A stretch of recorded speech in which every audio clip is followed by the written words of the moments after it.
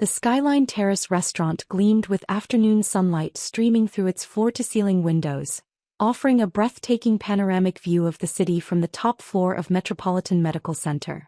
Mom had chosen this exclusive venue for her 52nd birthday lunch, reserving the private dining section that was typically used for hospital board meetings and major donor events. I sat quietly at the elegantly appointed table, positioned perfectly to observe both the intimate family gathering and the stunning vista of the medical complex sprawling 30 floors below us. The restaurant's sophisticated atmosphere, with its pristine white linens and fresh orchid centerpieces, created the perfect backdrop for the kind of celebration that successful people expected when marking important milestones. Mom commanded attention at the center of our reserved alcove, absolutely radiant in her champagne silk dress that probably cost more than most people's monthly mortgage payments. At 52, Elena Martinez still possessed the kind of polished beauty that required significant investment to maintain, and today, surrounded by her family and closest friends, she was glowing with the satisfaction that comes from a life carefully orchestrated for maximum social impact. 52 years, she said, raising her crystal flute of Dom Perignon, and I can honestly say that every single one has been dedicated to building something meaningful. This family, our reputation, and our standing in this community. My stepfather Robert beamed at her from across the table, distinguished in his custom-tailored navy suit that complemented his successful surgeon's bearing. At 56, Dr. Robert Martinez commanded respect as one of the region's most accomplished plastic surgeons, his practice serving celebrities and wealthy socialites from 3 states. My older half-brother Diego dominated the conversation from Mom's right side, his voice carrying the confidence that comes from being groomed as the heir to a medical dynasty. At 29, he had just completed his surgical residency and was being recruited by the most prestigious hospitals on the East Coast. His success was evident in everything from his Rolex Submariner to the way other young physicians sought his mentorship. The reconstructive surgery program at Johns Hopkins is incredible, Diego was saying, adjusting his platinum cufflinks with practiced casualness. They're offering me a fellowship that would put me on track to become one of the youngest department heads in the country. Sometimes I look at what we've accomplished as a family and realize that the Martinez name is becoming synonymous with surgical excellence. His wife Isabella nodded enthusiastically, elegant in her designer dress that showcased the lifestyle that a successful surgeon's salary and family connections could provide. It's such an honor to be part of a family with such a distinguished medical legacy. Diego is going to continue that tradition for generations to come. I continued eating my perfectly prepared seared salmon, letting their familiar conversation about surgical procedures and medical achievements wash over me like expensive background music. They had no idea that the simple navy dress I was wearing had been custom designed by the same fashion house that dressed Nobel Prize winners, or that the understated gold watch on my wrist was worth more than Diego's annual residency salary. Speaking of family legacy and maintaining our reputation, Mom's voice took on the authoritative tone she used when making important social pronouncements. I think this birthday celebration is the perfect time to address some family matters that have been concerning Robert and me. The conversation around our table quieted as Mom's commanding voice drew attention from our group of 8 family members and close friends. Her words carried the weight of someone who had spent decades building social connections and who expected her children to honor that tradition of excellence and achievement. When Robert and I married 15 years ago, Mom continued, her tone taking on the practiced cadence of someone accustomed to addressing charity committees and hospital auxiliaries, we made a commitment not just to each other, but to building something that our children could be proud of, something that would establish the Martinez family name as a symbol of medical excellence and community leadership. Robert nodded approvingly, his pride in their shared achievements evident in his expression. Their success was well known in medical and social circles, 2 accomplished people who had built complementary careers while accumulating the kind of wealth and influence that enabled significant philanthropy. Looking at Diego, Mom went on, her voice carrying clearly across our private dining section, I see that commitment being honored and expanded. He's not just following in Robert's footsteps, he's innovating, pushing boundaries and preparing to take the Martinez medical legacy to heights we never imagined possible. Diego straightened in his chair, clearly basking in the public acknowledgement of his achievements. Isabella squeezed his hand, her expression radiating the satisfaction that comes from being married to the family's acknowledged golden child and future patriarch. Then Mom's gaze found me across the table, and I felt the familiar weight of her disappointment settling over the celebration like an expensive but suffocating cloud. "And then there's Sophia," she said, her tone shifting subtly but unmistakably, the warmth draining from her voice like champagne from a cracked glass. "My biological daughter, who at 27 continues to embarrass this family with her complete refusal to pursue any meaningful medical career or contribute to our distinguished reputation." The words hung in the sophisticated air like the scent of the restaurant's expensive floral arrangements, overwhelming, suffocating, and impossible to ignore. I could feel the attention of everyone at our table focusing on me with the intensity of surgical lights, probably wondering why this celebration of family success was taking such a pointed turn toward disappointment and judgment. "Sophia graduated from Harvard Medical School with highest honors," Mom continued, her voice carrying the frustration that comes from watching potential go unfulfilled. "But she refuses to pursue a surgical residency, refuses to join any established practice, and insists on working in what she calls community medicine, with people who will never contribute anything meaningful to society." Robert leaned forward, assuming his role as the family's medical authority and practical advisor.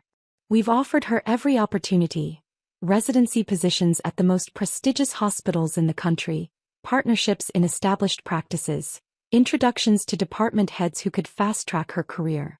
But she refuses to take advantage of connections that other medical school graduates would sacrifice everything to have.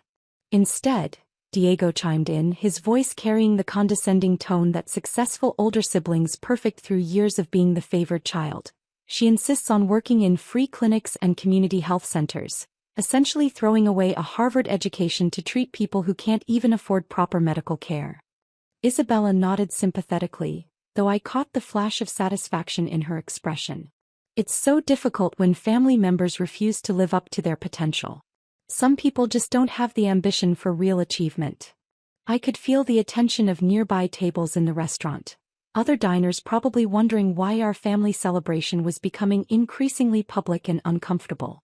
Mom stood up slightly, apparently deciding that this was the perfect moment to make her disappointment a centerpiece of the afternoon's entertainment. "You don't belong with successful people," she declared, her voice carrying across the restaurant with the authority that made her one of the city's most influential society matrons. The words cut through the elegant atmosphere like a scalpel through skin, sharp and designed to cause maximum damage. I could see the shock and sympathy on the faces of Mom's friends, the way they looked at me with the kind of pity usually reserved for charity cases.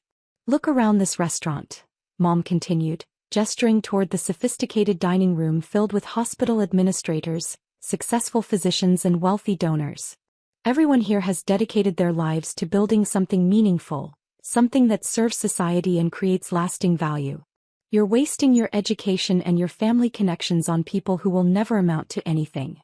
Robert nodded gravely, his expression mixing paternal authority with what he probably thought was tough love. "Community medicine is fine as a hobby or a charitable interest, but it's not a real career for someone with your advantages and education." That's when something caught Mom's eye. She had been gesturing toward the restaurant's windows while making her point about my lack of achievement, and her gaze happened to fall upon the large bronze plaque mounted on the wall directly behind my chair. The plaque was elegant and substantial, impossible to miss once you noticed it, with raised lettering that caught the afternoon sunlight streaming through the windows. "Martinez Pediatric Wing," she read aloud, her voice suddenly uncertain, "donated by Dr. Sophia Martinez." The silence that followed was so complete that I could hear the soft clinking of silverware from other tables, the distant hum of the hospital's air circulation system, the barely audible sound of elevators moving between floors far below us. Mom's face went pale as the implications began to sink in. Robert's champagne glass froze halfway to his lips. Diego's mouth fell open mid-chew.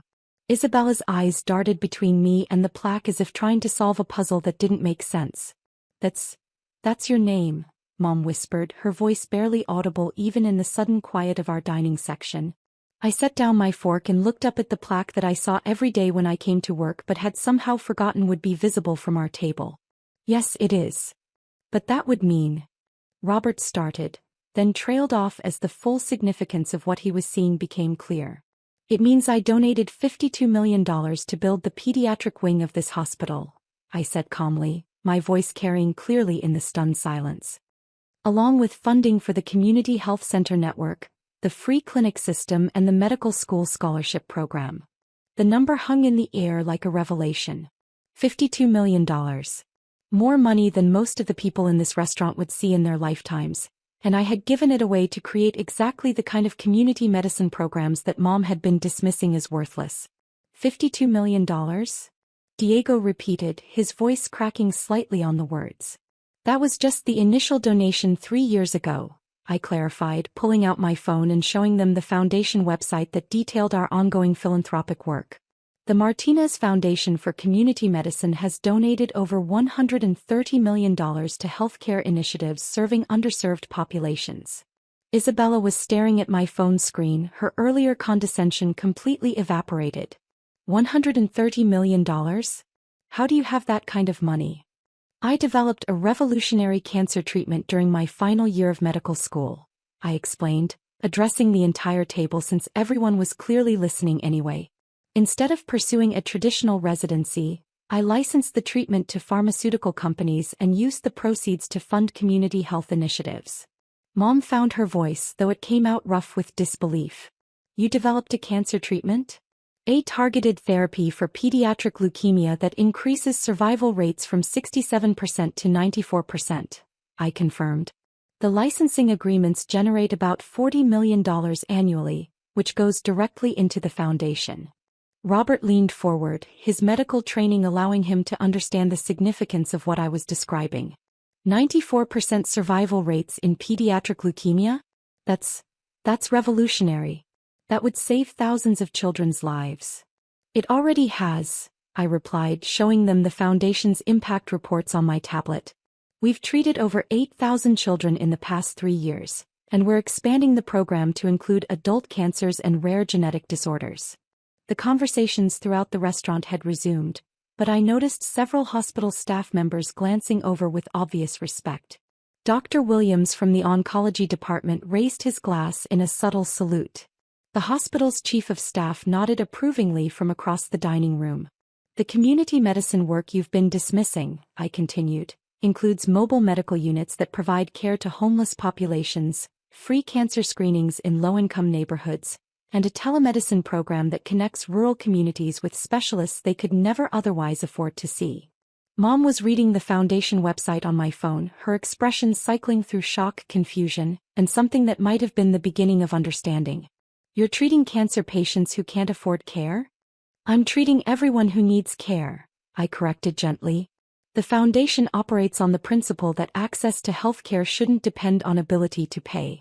We've eliminated medical debt for over 40,000 families in the past 3 years. Diego was studying the plaque on the wall with new eyes. The Martinez Pediatric Wing. That's where I did my pediatric rotation last year. It's one of the most advanced children's cancer treatment facilities in the country. State-of-the-art, I confirmed.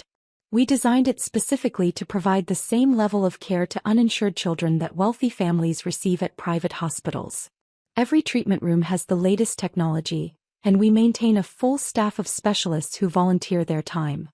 That's when Dr. Patterson, the hospital's chief executive, approached our table.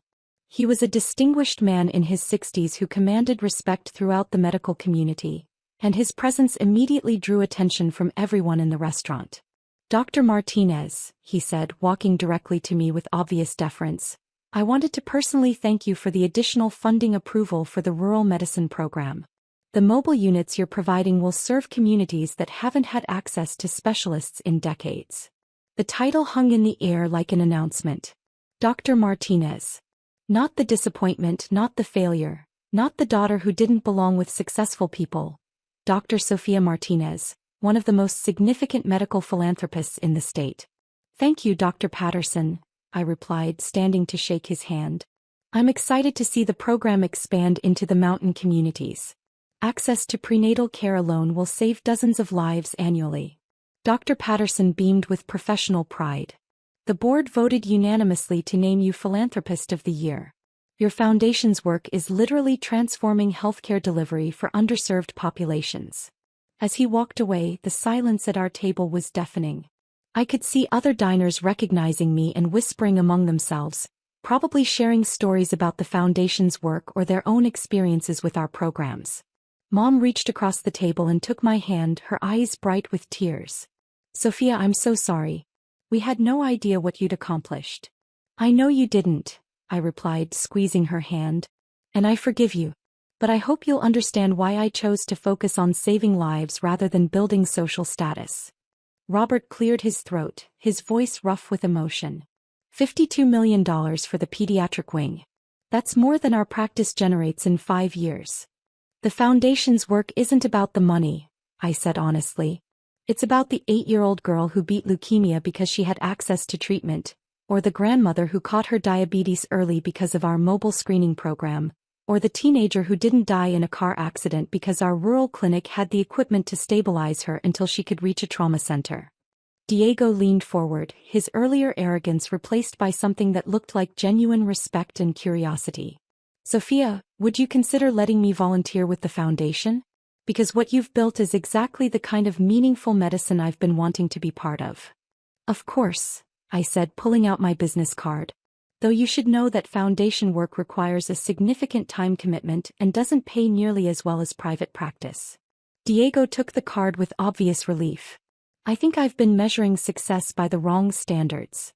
As the lunch continued and my family processed the revelation that their supposed disappointment was actually one of the region's most accomplished physicians and philanthropists, the conversation shifted from judgment and criticism to curiosity and respect. Mom asked detailed questions about the cancer treatment I'd developed. Robert wanted to understand how the Foundation's mobile units operated. Diego expressed genuine interest in incorporating community medicine into his career plans. But the moment that mattered most came when Mom stood up to make a toast. Sophia, she said, her voice carrying across our private dining section, I owe you more than an apology. I owe you admiration, respect, and recognition for choosing to use your gifts in service of people who needed them most. She raised her glass toward me, her expression carrying both pride and humility. You didn't just become a successful doctor. You became a healer who chose compassion over prestige. That's not just medical achievement, that's moral excellence. The applause from nearby tables was spontaneous and genuine, and as I stood to acknowledge it, I realized that sometimes the best revenge isn't proving people wrong about your potential. Sometimes it's showing them that success and service can transform both the people you help and the people who love you. The next morning, Diego called to ask about volunteer opportunities with the Foundation's mobile clinics. Mom and Robert offered to host a fundraising event for the rural medicine program.